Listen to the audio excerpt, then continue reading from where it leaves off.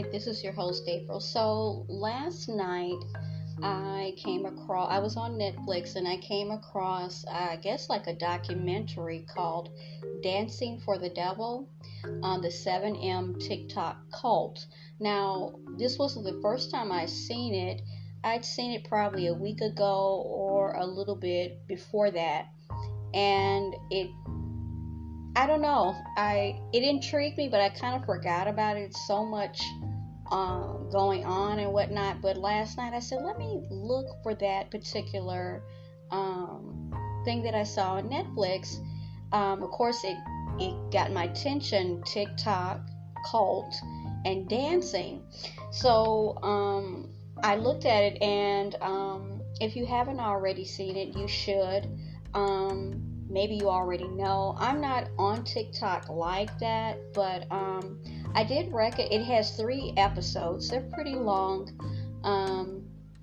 Also, when I looked at the trailer, it also says something about a church. So then I was like, okay, so we got a church, okay, and they showed the pastor. Then you have people dancing, synchronized dancing. TikTok and a cult. So I was like, okay, it's a lot. That's a lot going on with that.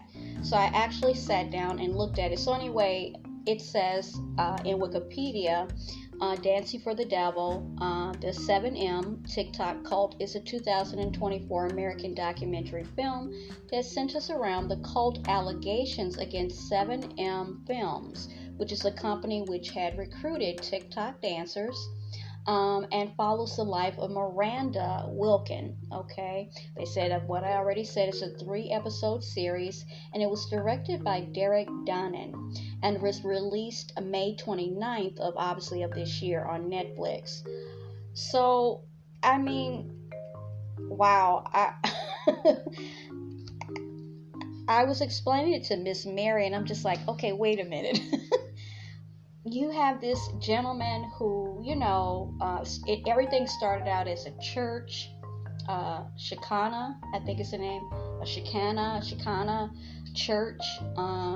This gentleman and his wife and his family, his daughter, son, I believe, sons, and then him branching out and diversifying into a mortgage company and a variety of other businesses, which is not necessarily anything wrong with that. I think that shows a very, savvy, mindset to try to, learn different things, if you have different talents, and so forth and so on. But then when it branched off from there, and then it was showing his daughter being an aspiring singer, and I don't know if this was his son-in-law, I'm thinking it is, being an aspiring actor.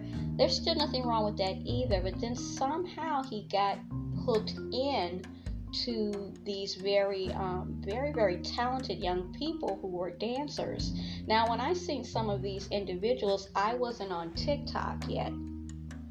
I seen them actually on YouTube, and they were YouTube shorts. So I recognized a lot of the videos that they had in there, but I had no clue that all of this was actually going on, that he was recruiting them as dancers, but also more so before that into the church that he had, and then through the church, then the dancing, and then him, seeing some opportunity there and starting, a management company. And like I said, that still doesn't necessarily mean that it's a diabolical plan that he did that per se. We see that something obviously occurred after that, in which these people are no longer they're isolated. Their only line of communication is with him and this very close-knit compound, and they're no longer really connected to the outside world, only through him and this never-ending dancing, it would seem. I hope I'm not oversimplifying it, but it's just like, why do you have to stop talking to your family?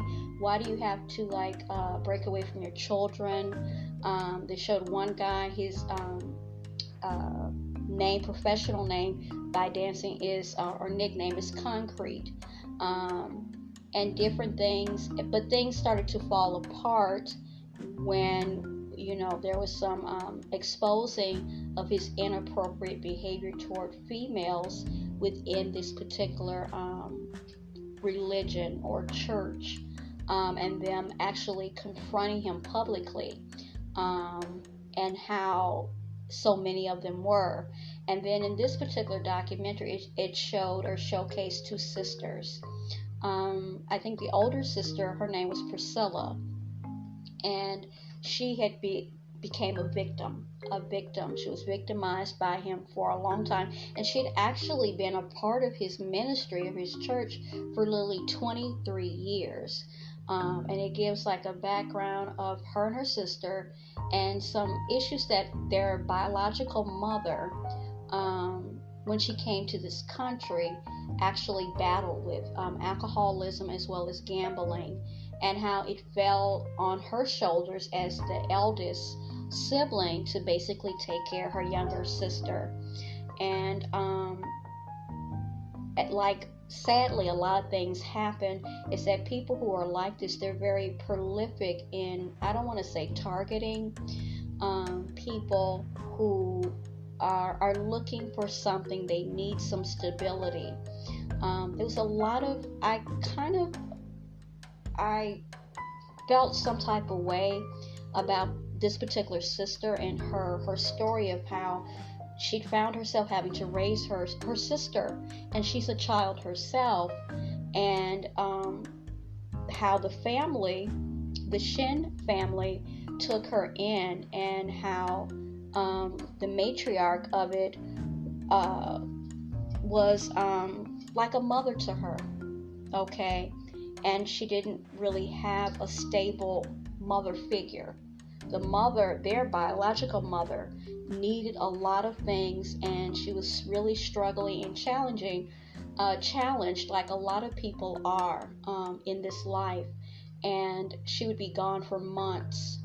And I just really, my heart went out to her, how that opened her up and her sister to these people. And even though they seemed on the surface, like a lot of times with people, they seemed very loving, very put together, that they really weren't, and they really got sucked in. And it didn't really start out, like I said, with the eldest sister being taken advantage of sexually by this particular, some people will call it a Svengali of sorts, Robert Shin, who was the pastor of this particular church, Shekinah. So, but then it ended up with their money, them actually, all these people basically working either as dancers or the other parishioners working for these companies and businesses that he had, and basically making it seem like he's paying them a salary or a wage, or in this case a salary, but yet somehow finagling a way of taking the money back and leaving them with literal pennies to actually survive on. But if you're thinking about in the regards of controlling people and keeping them under your control and under your thumb, he was very smart in that way. But unfortunately, these particular parents, the Wilkins, and their daughter, which is a twin, they finally stood up and said, you know what, we need to bring attention to this. And then another family whose son, I believe he goes by the name of Reno, they were also experiencing the same thing, that their son basically stopped talking to them, and he fell off the face of the earth. The only way they knew that he was still well, so to speak, is that all of these dancing videos. I love dancing and I love music. I'm not a professional dancer, nor will I ever be, nor a professional singer, But I'm just thinking, if I had a loved one